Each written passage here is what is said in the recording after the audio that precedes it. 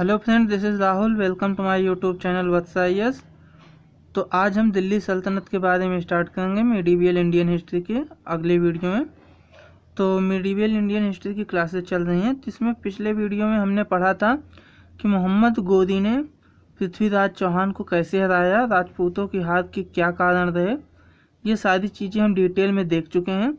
तो आज की वीडियो में हम देखेंगे दिल्ली सल्तनत की स्टार्टिंग कैसे हुई। तो आपको पता है 1192 ईस्वी में मोहम्मद गोरी ने तराइन के मैदान में पृथ्वीराज चौहान को हराया था, तराइन के दूसरे युद्ध में। फिर वहाँ से भारत में तुर्क साम्राज्य की स्थापना हुई मोहम्मद गोरी के द्वारा। तो उसी की स्टडी आज हम स्टार्ट करेंगे। ठीक है, दिल्ली सल्तनत में कई वंश आए। ठीक है, तो उन वंशों के बारे में पहले जान लेते हैं, कौन कौन से वंश आए।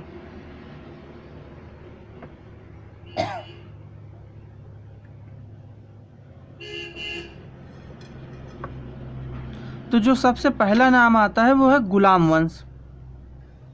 ठीक है, क्या नाम है? गुलाम वंश।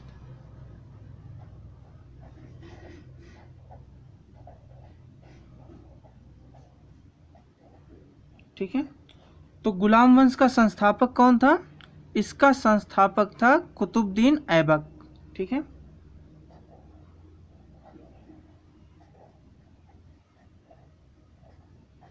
कुतुबुद्दीन ऐबक।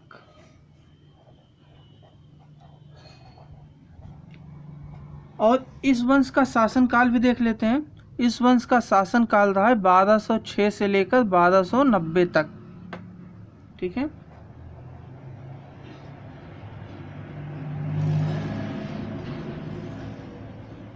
ठीक है, 1206 से लेकर 1290 एडी तक। दूसरे नंबर पर आता है खिलजी वंश।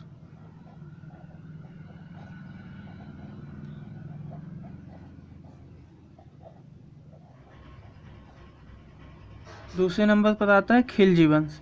ठीक है, खिलजी वंश की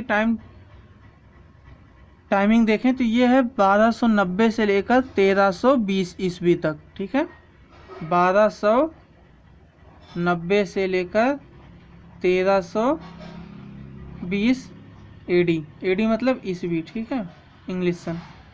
ठीक है, अंग्रेजी कैलेंडर के अनुसार जो सन होता है वही।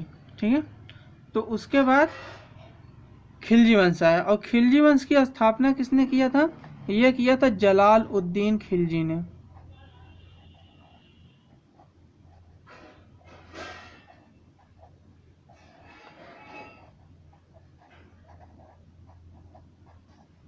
ठीक है, गुलाम वंश के संस्थापक कौन थे? कुतुबुद्दीन ऐबक। और खिलजी वंश के संस्थापक कौन थे? जलाल उद्दीन खिलजी। ठीक है, फिर तीसरा वंश आता है तुगलक वंश। ठीक है, कौन सा वंश आता है? तुगलक वंश।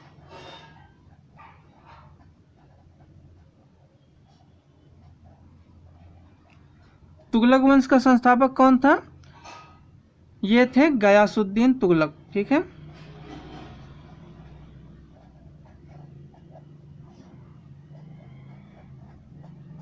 और तुगलक वंश की टाइमिंग देखी जाए तो ये है 1320 से लेकर 1414 ईस्वी तक। ठीक है, 1320 से लेकर 1414 ईस्वी तक।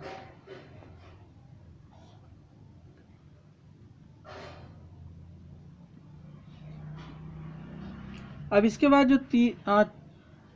बाद जो वंश आएगा उसका नाम है सैयद वंश,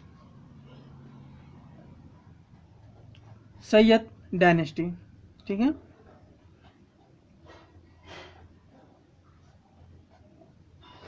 सैयद वंश। अब सैयद वंश का संस्थापक कौन था? यह था खिज्र खां। ठीक है, कौन था? खिज्र खां।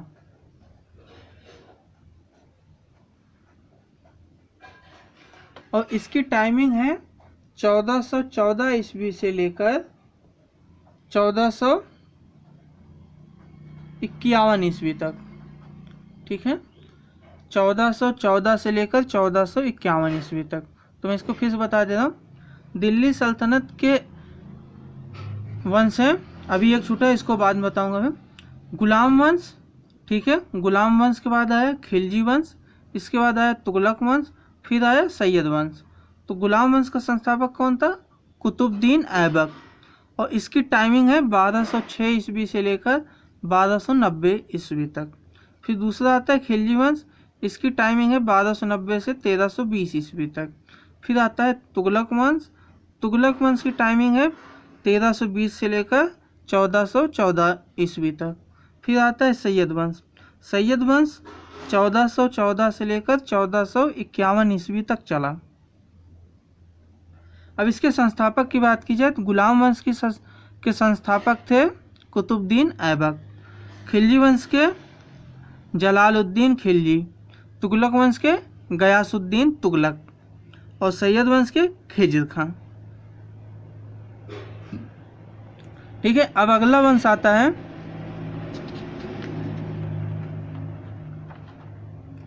लोदी वंश। ठीक है, कौन सा वंश आता है? लोदी वंश।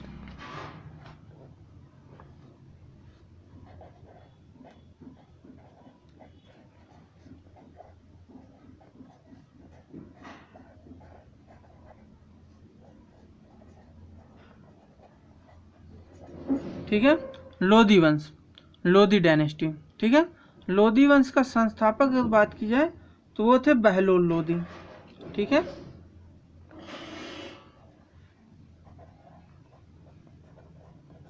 बहलोल लोदी। अब इस लोदी वंश की टाइमिंग की अगर बात की जाए तो ये टाइमिंग है आपकी 1451 ईस्वी से लेकर 1526 ईस्वी। ठीक है, 1451 से लेकर 1526 ईस्वी तक। ठीक है, ये आपके हुए आपका हुआ लोदी वंश। ठीक है, लोदी वंश का संस्थापक कौन था? बहलोल लोदी, और टाइमिंग है 1451 से लेकर 1526 ईस्वी तक। यही है 5 वंश जो कि आपको दिल्ली सल्तनत में पढ़ने हैं।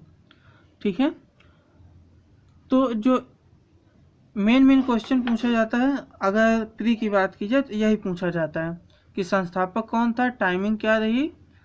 ठीक है, अब इसके बाद आगे बात कर लेते हैं कि इस वंश के मतलब इन वंश के शासक कौन कौन रहे हैं। ठीक है, तो सबसे पहले स्टार्ट करते हैं गुलाम वंश।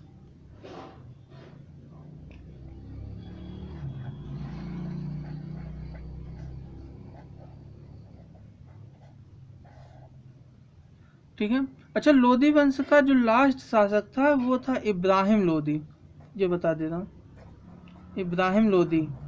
ठीक है, इसी इब्राहिम लोदी को पानीपत में मारा था बाबर ने, और इसके मारे जाने के बाद मुगल वंश की स्थापना हुई भारत में। ठीक है, गुलाम वंश स्टार्ट करें। गुलाम वंश का जो पहला शासक है वो है कुतुबुद्दीन ऐबक।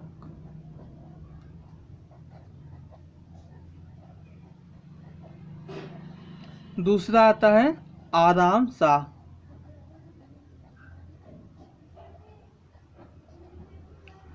हालांकि ये बहुत कम समय तक रहा है। ठीक है, तीसरा आता है इल्तुतमिश। ये जो इल्तुतमिश है इसी को दिल्ली सल्तनत का और गुलाम वंश का वास्तविक संस्थापक इसे कहा जाता है। गुलाम वंश का वास्तविक संस्थापक इल्तुतमिश। इसके बाद आता है रुकनुद्दीन फिरोज।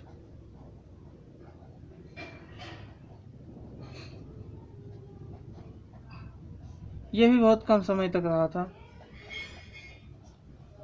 फिर आता है रजिया बेगम, ये मोस्ट इम्पॉर्टेंट।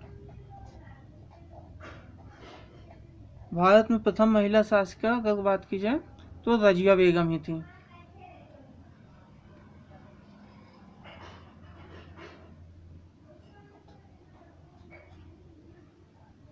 उसके बाद आता है मुइजुद्दीन बहरम शाह।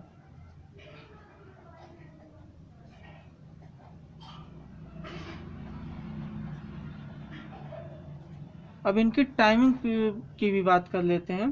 तो कुतुबुद्दीन ऐबक की जो टाइमिंग है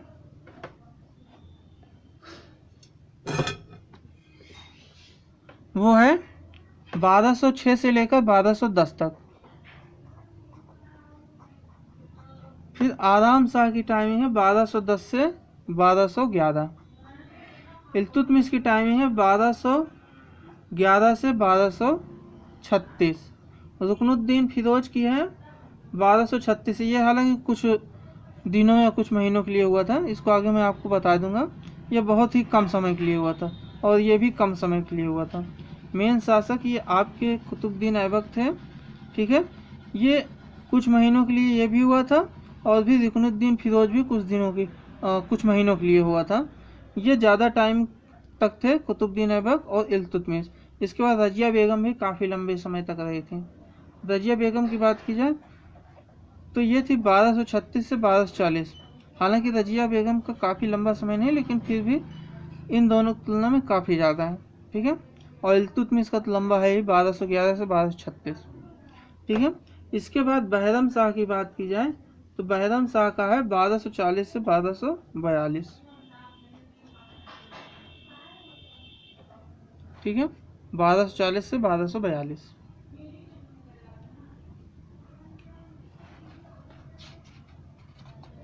अब अगला बात करते हैं बहरम शाह के बाद, ठीक है। बहरम शाह के बाद आते हैं अलाउद्दीन मसूद शाह।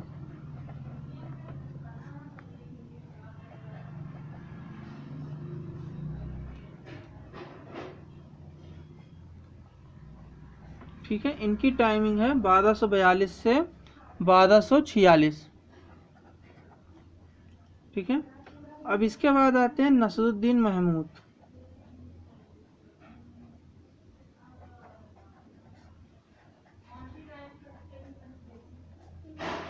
इनकी जो टाइमिंग पीरियड है नसरुद्दीन महमूद की, वो है 1246 से 1266,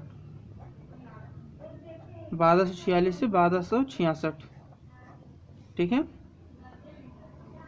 ये जो सारे सन हैं ये सारे एडी में हैं, ठीक है, ईस्वी।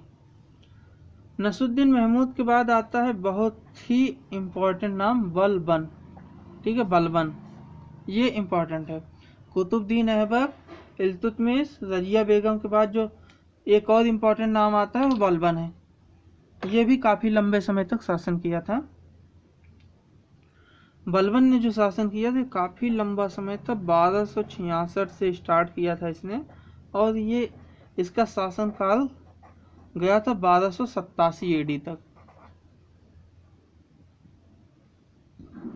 ठीक है। बलबन के बाद आता है कैकुबाद और शमसुद्दीन क्यूमस। ये बहुत ही कम समय के लिए रहे थे, लेकिन मैं इसको भी बता दे रहा हूँ। कैकुबाद और शमसुद्दीन क्यूमस,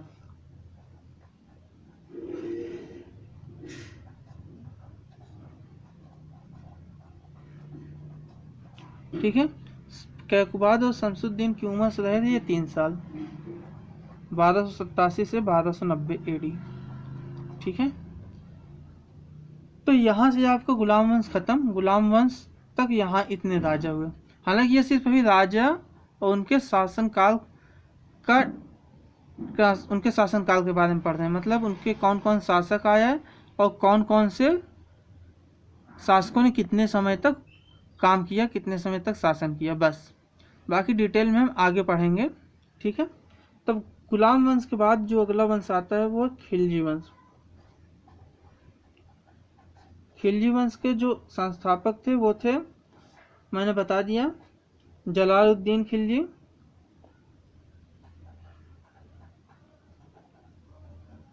जलालुद्दीन खिलजी। इनका टाइम पीरियड की बात करें तो ये 1290 से 1296 एडी तक, ठीक है। दूसरा आता है अलाउद्दीन खिलजी।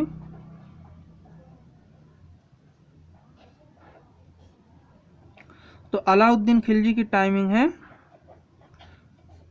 1296 से लेकर 1316 तक, ठीक है। तीसरा जो अंतिम शासक आता है ये कुतुबुद्दीन मुबारक। कुतुबुद्दीन मुबारक ये 4 साल तक था।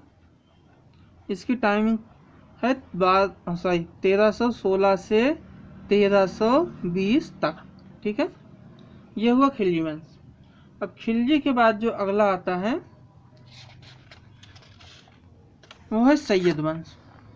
ठीक है, सॉरी, खिलजी वंश के बाद आएगा तुगलक वंश। ठीक है, तुगलक वंश।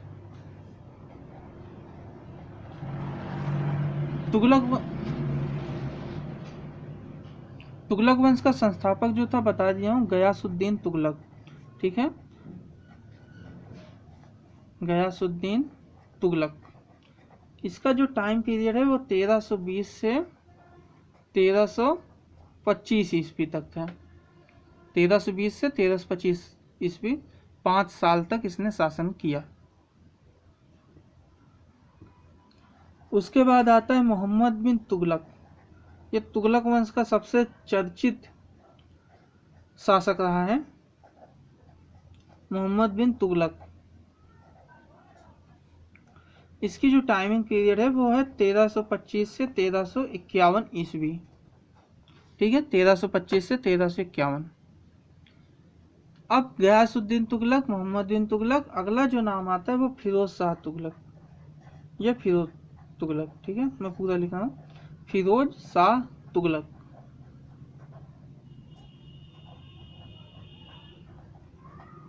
फिरोज तुगलक जो था ये था 1351 से 1388 ईस्वी। फिरोज शाह तुगलक ही अंतिम मजबूत शासक था तुगलक वंश का। ठीक है, 3 यही इंपॉर्टेंट है, गयासुद्दीन, मोहम्मद, फिरोज शाह।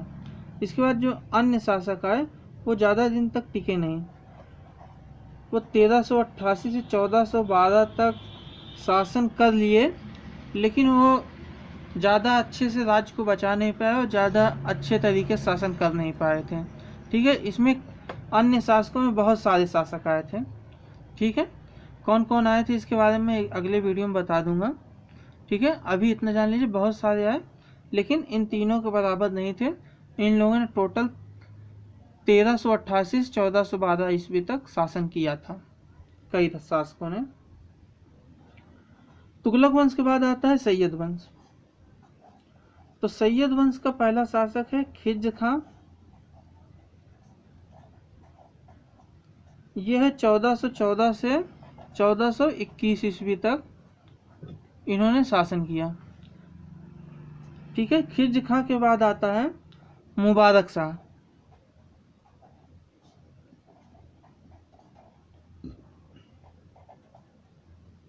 इन्होंने किया 1421 से 1434 ईस्वी। ठीक है, इसके बाद आता है मोहम्मद शाह। मोहम्मद शाह ने शासन किया 1434 से लेकर 1445। ठीक है,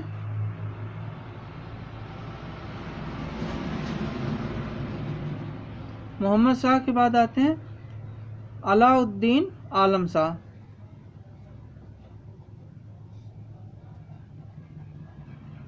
अलाउद्दीन आलम शाह, इनकी जो टाइम पीरियड रहा है वो 1445 ईस्वी से लेकर 1450 ईस्वी तक। ठीक है, अलाउद्दीन आलम शाह का 1445 से 1450। ठीक है, अब इसके बाद आता है दिल्ली सल्तनत का अंतिम वंश, वो है लोधी वंश। ठीक है, कौन सा? लोधी वंश। लोधी वंश का है बहलोल लोधी संस्थापक, और इसका टाइम पीरियड है शासनकाल 1451 से 1489। ठीक है, अगला आता है सिकंदर लोधी। सिकंदर लोधी ने शासन किया था 1489 से लेकर 1517 ईस्वी तक। फिर इसके बाद आता है इब्राहिम लोधी, और इब्राहिम लोधी ने शासन किया 1517 से लेकर 1526 ईस्वी तक। ठीक है, 1526 ईस्वी में ये पानीपत के युद्ध में मारा गया। ठीक है, पानीपत का जो प्रथम युद्ध हुआ था उसमें इब्राहिम लोधी को बाबर ने मार दिया था। ठीक है, इसके बाद लोधी वंश का अंत हो गया था, फिर यहाँ से मुगल वंश स्टार्ट हुआ था। ठीक है, ये रही रूपरेखा दिल्ली सल्तनत की। तो ये सारे शासक रहे हैं और उनका टाइम पीरियड क्या रहा है सभी वंशों के। अब मैंने यहाँ पे पांचों वंश बता दिए, गुलाम वंश, खिलजी वंश, तुगलक वंश, सैयद वंश और लोधी वंश। और पांचों वंशों के सभी राजाओं के बारे में जानकारी दे दिया है और उन राजाओं के शासनकाल के बारे में जानकारी यहाँ पर दी गई है। तो आज के लिए इतना ही। अगले वीडियो में हम पढ़ेंगे दिल्ली सल्तनत स्टार्टिंग से डिटेल में। तो अगला वीडियो जो स्टार्टिंग रहेगा वो बेस्ड रहेगा कुतुबुद्दीन ऐबक के ऊपर, और अगर टाइम मिलेगा तो इल्तुतमिश को भी अगले वीडियो में पढ़ाया जाएगा। ठीक है, तो आज के लिए इतना ही। वीडियो देखने के लिए बहुत बहुत धन्यवाद।